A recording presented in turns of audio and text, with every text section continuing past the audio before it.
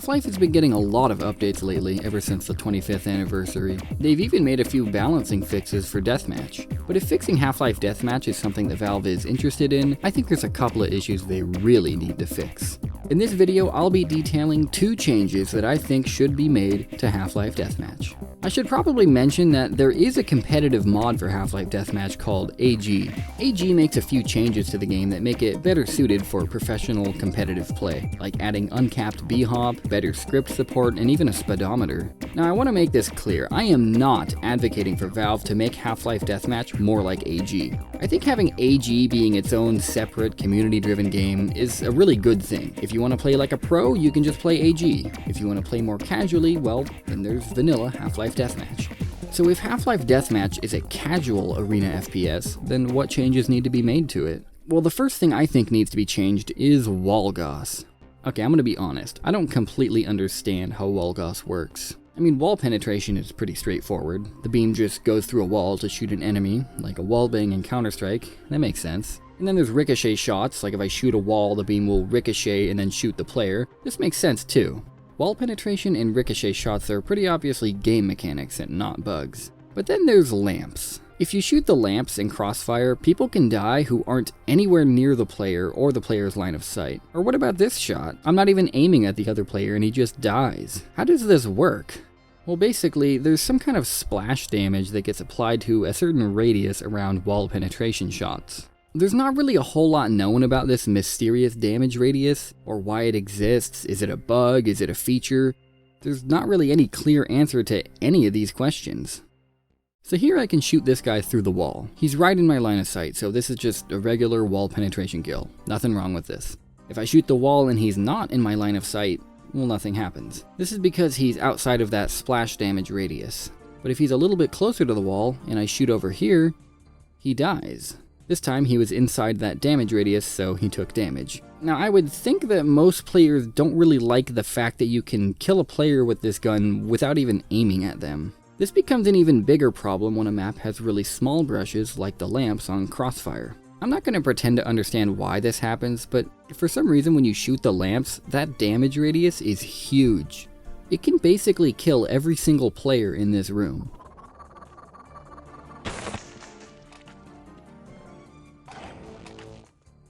And then there's this thing called self-Gauss. I don't really understand this one either. Some people say it's a bug, some people say it's intentional, but if you shoot at a certain wall at a certain angle, you die immediately. It's not random, these shots are consistent. They just don't make any sense. Why does it kill the player? Is it something to do with the ricochet? There's nothing that the player can identify about a certain wall to know whether or not that wall is just gonna kill them. It just kinda happens out of nowhere and it's really annoying. Now here's where things get complicated. Some people swear that all of these things I've just talked about are features, not bugs, like rocket jumping in Quake. Whether or not it's intentionally added, a lot of players have gotten very used to using these quote-unquote game mechanics. I should, however, point out that most of these players who like to use these exploits are pro players who are just playing AG anyways, so if you want to use Wallgauss exploits, then just go play AG. I'm not actually suggesting that Valve should remove these exploits from the game entirely. What I am suggesting is that Valve should add optional server commands for these game mechanics / exploits, whatever you want to call them. I think there should be 3 server commands added to the game regarding Gauss exploits. Number 1, a command to enable or disable wall penetration for the Gauss gun. When set to 0, there will be no damage through walls with the Gauss gun. When set to 1, the Gauss gun will function normally.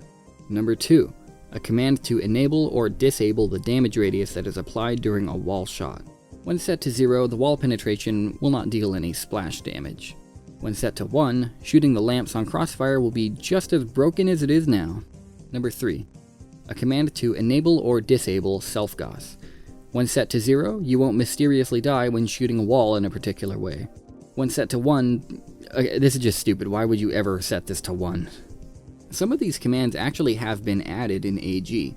There's AG Gauss Fix, which removes self-Gauss, and then there's SVAG Wallgauss, which removes wall penetration and the damage radius that comes with it.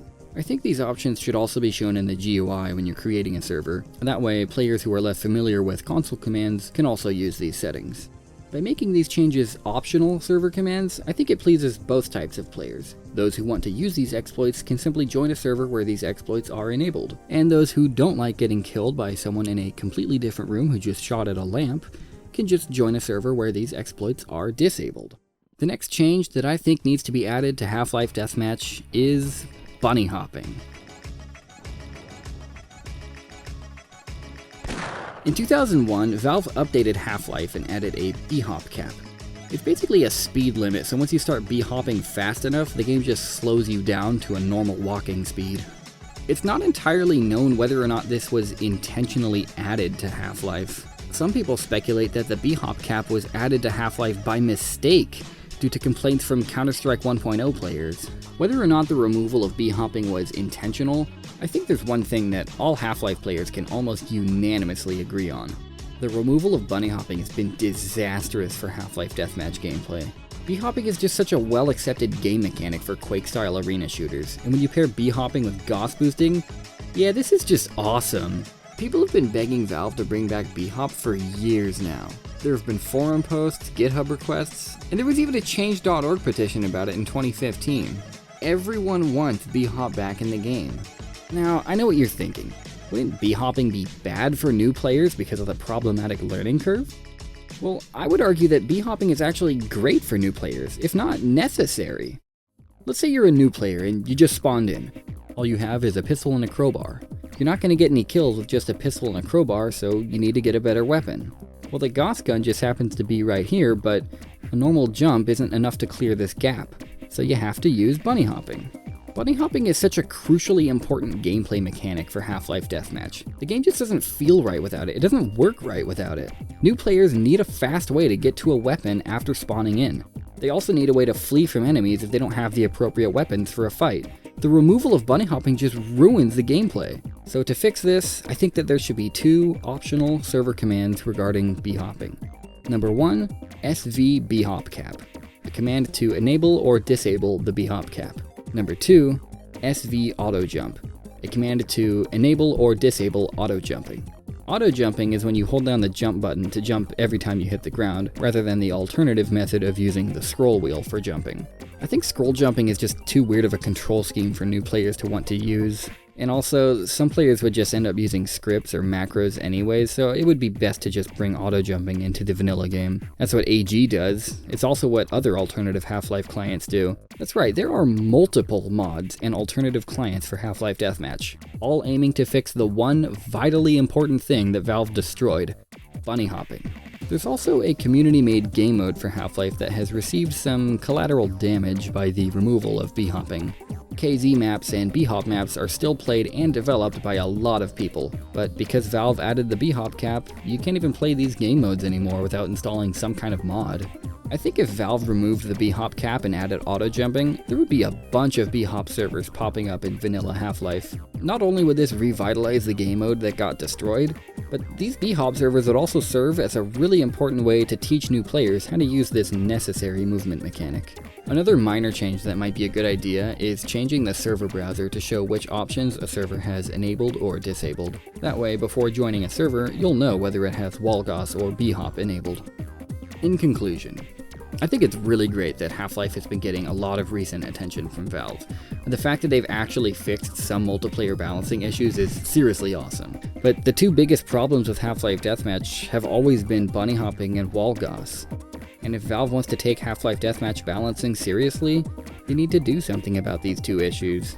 These changes don't even have to be added as like a default. Even if it's just totally optional console commands, that would be insanely better than what we have right now. If there are any Valve employees watching this video, I really hope you consider making these changes.